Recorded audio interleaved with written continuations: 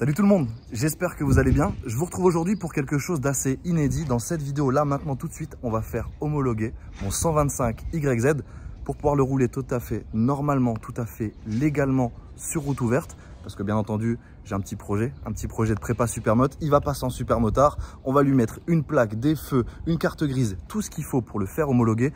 C'est quelque chose avec beaucoup d'idées reçues, beaucoup sont au courant, il y a beaucoup de fausses informations, il y a beaucoup de choses à savoir sur l'homologation. C'est très intéressant, c'est tout à fait légal quand c'est fait proprement et je vous montre ça tout de suite. On est parti, on est chez Kix.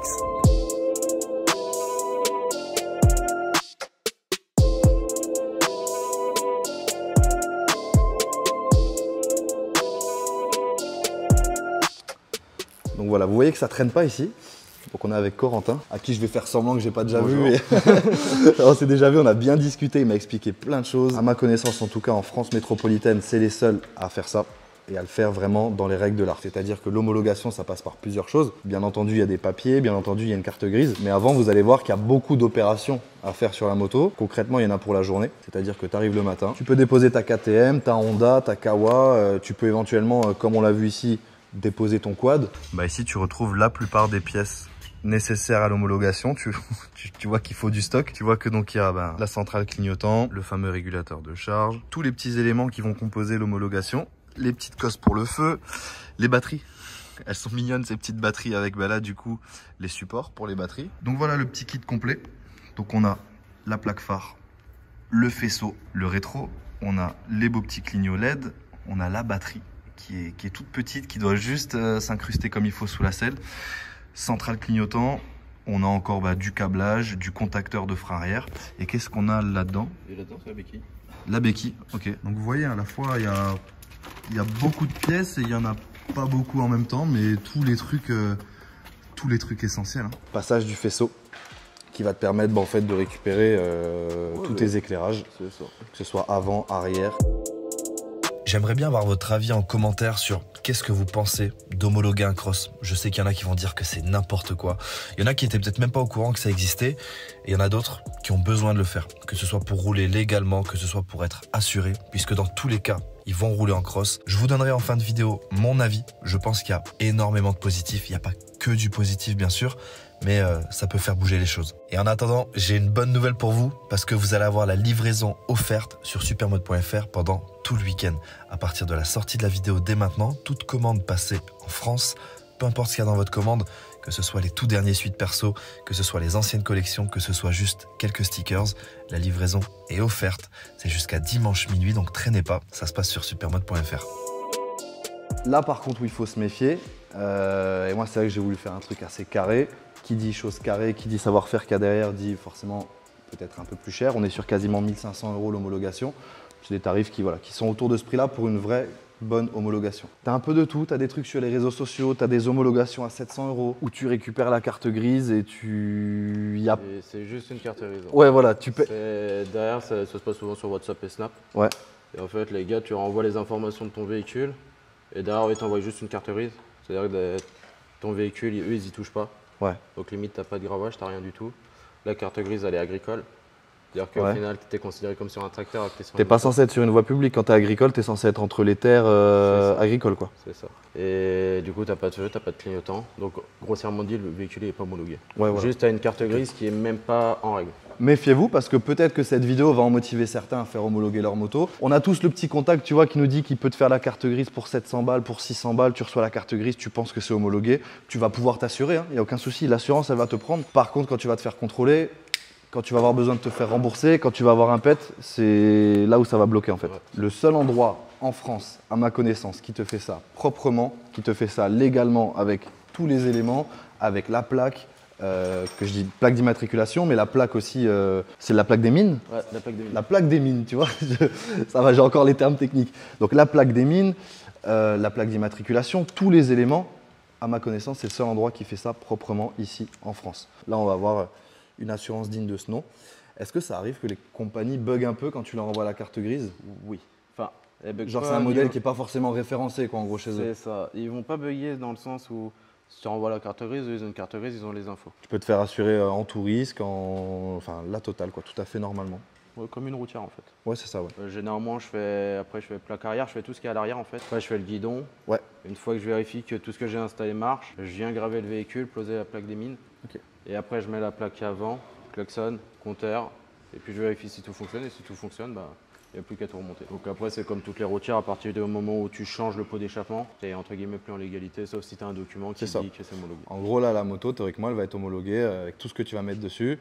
À l'instant où elle sort d'ici et que je change un truc essentiel, c'est plus ton problème. Oui, c'est ça qui fait aussi la particularité de Kicks, c'est qu'avant même de venir apporter ta moto, d'avoir le rendez-vous, tu as déjà tout un listing de documents à fournir, que ce soit ton identité, que ce soit ton permis, que ce soit la facture de la moto ou un justificatif de à qui tu l'as acheté.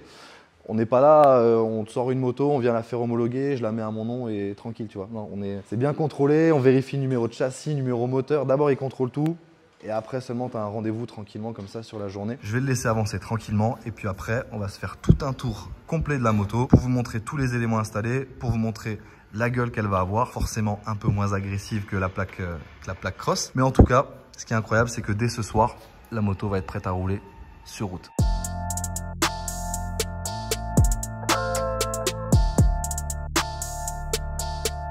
Bon voilà, en tout cas, quand tu te balades chez Kicks, t'as l'impression d'être un grand gosse. tu vois des quads de partout, tu vois les genres de boîtes, tu sais, celles qu'on aime tous déballer là. Mais malgré tout, il y a une demande. Donc là, tu te rends compte que voilà, ils bossent avec certaines concessions et que tu peux encore trouver des beaux petits 700 Raptor qui sont au passage absolument magnifiques, qui viennent d'abord ici, avant même d'être remis au client. Alors là-bas, tu vois qu'il y a du 50 Raptor. Du 50 Raptor, comme ça, empilé. Regardez-moi ça, comme elle est bien mise en avant. Devant le petit logo. On est d'accord, c'est les initiales des marques? C'est ça. Que je dise pas de bêtises? Ouais, avec les couleurs. KTM, Honda, Yamaha, Kawa, Suzuki. Putain, oh là là, je suis bon. Pour ceux qui avaient pas la ref, qui n'auraient pas compris Kicks, ce que ça veut dire. Et donc voilà, on se retrouve avec mon beau 125YZ 2022 homologué. J'avais peur d'être surpris par la face avant et je te mens pas, ça passe super bien. Tu vas avoir une batterie en plus. Donc avec tout le faisceau qui va passer discrètement derrière. Ouais, c'est ce que j'allais dire, franchement c'est carré, c'est discret. C'est surtout pour les 125, comme il y a la batterie, on peut tout cacher derrière. Ouais. Il va avoir la centrale clignotante et derrière, cachée, hop, la centrale clignotante qui est juste là. Et encore de la place, hein, je trouve. Hein. Ah ouais. Juste pour retirer ton filtre à air, maintenant tu as juste deux petites vis à retirer. Il y a tout le bloc qui vient et tu peux retirer ton filtre à air. Donc tu vas avoir ton commodo comme sur les routières.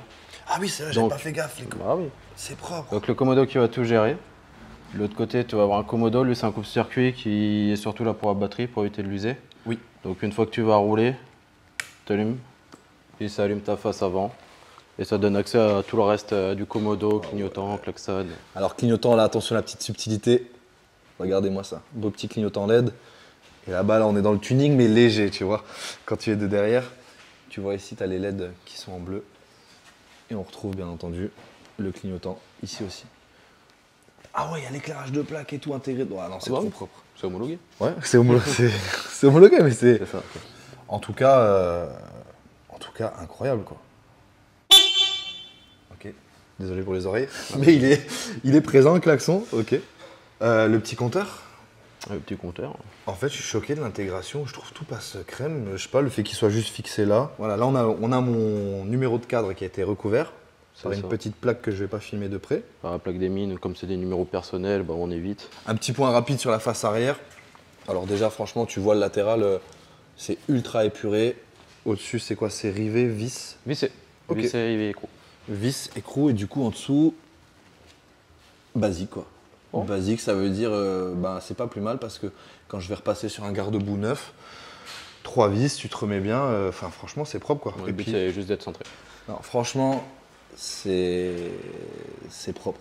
On est clairement sur ma seule bécane qui est censée ne pas avoir de béquille, qui a la béquille la plus propre de toutes quoi. Moi, je voulais passer un petit mot du coup pour Corentin, Coco plutôt. Hein. J'ai l'impression ici tout le monde t'appelle Coco. C'est ça. C'est plus simple. C'est l'habitude. Donc voilà. Du coup, vous saurez maintenant que la plupart des YZ et autres cross qui sont vraiment homologués en France, qui sont faits ici chez Kicks, en fait, elles passent quasiment toutes dans ses mains. Les 3 dernières années, ouais, c'est moi qui les ai quasiment toutes faites. Pour le coup, je suis vraiment super content. Je ne m'attendais pas à aussi propre et aussi épuré. Après, voilà, tu peux toujours personnaliser, que ce soit un peu l'arrière, recouper un peu. Ouais, la plaque phare avant, je vais quand même faire un truc propre avec, je pense, une plaque phare cross. Et puis même si des clients veulent une plaque phare en particulier, ils peuvent venir se renseigner. Quand ils veulent faire leur homologation, ils précisent dans le mail que s'ils ont une plaque en particulier qu'ils veulent installer. Ouais, donc c'est intéressant. Ouais, tu es à l'écoute aussi du mec qui veut la béquille particulière ou autre. Merci pour toutes les petites infos. Je suis content d'avoir découvert un milieu que je connaissais sans plus, tu vois. Il n'y a pas grand monde qui savent que ça peut se faire homologuer les motocross. Voilà, c'est ça. On n'est pas au courant que ça peut se faire et on a très vite une mauvaise image. Quand vous voyez qui est derrière et quand vous voyez tous les éléments qu'il a ajoutés sur la moto, là c'est simple, je me fais contrôler, il n'y a absolument rien à dire, quoi. Tout est légal sur la moto, tout est OK. J'ai la carte grise qui arrive dans 3 jours à la maison. Et puis voilà. Donc franchement, au top.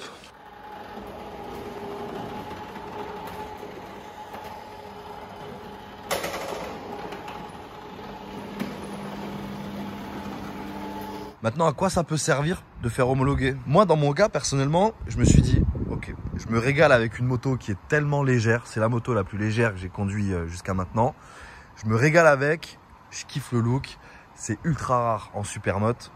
J'aimerais quand même bien la sortir sur route, pouvoir zoner tranquille en ville. C'est sûr, je vais pas faire des balades énormes, ça reste un 125. Ça me fait kiffer, ça fait rêver, c'est tellement rare. Bon bah je mets 1600 € dans l'homologation et je peux la sortir sur route et j'ai hâte qu'elle soit en supermoto, tu vois. Donc je me doute qu'il y a beaucoup d'idées reçues au final, hein, sur les crosses, sur l'homologation des crosses, sur toutes ces choses-là.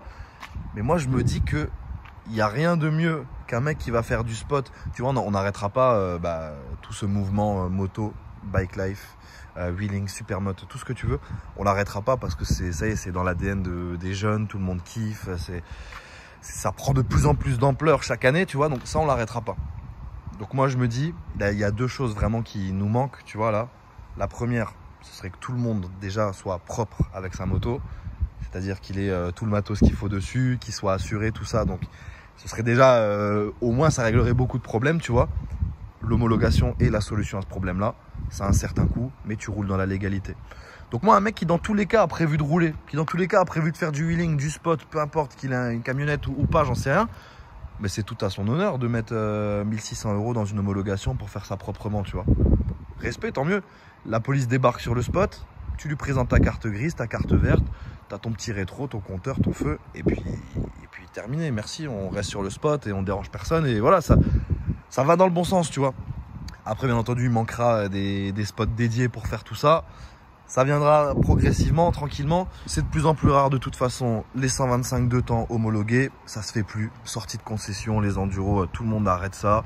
D'ici quelques années, on ne sait même pas ce que ça va donner. Les motos carbu 2 temps neuves. Et du coup, ils ont vraiment de tout, en fait. En termes de clientèle qui vient faire homologuer sa moto, dites-vous qu'ils ont des mecs qui font des spéciales d'enduro où des fois les règles sont plutôt strictes et dans certaines spéciales ils demandent que la moto soit équipée, soit homologuée et qu'elle soit équipée de certains, qu'elle ait un phare, qu'elle ait des feux, qu'elle ait des trucs comme ça.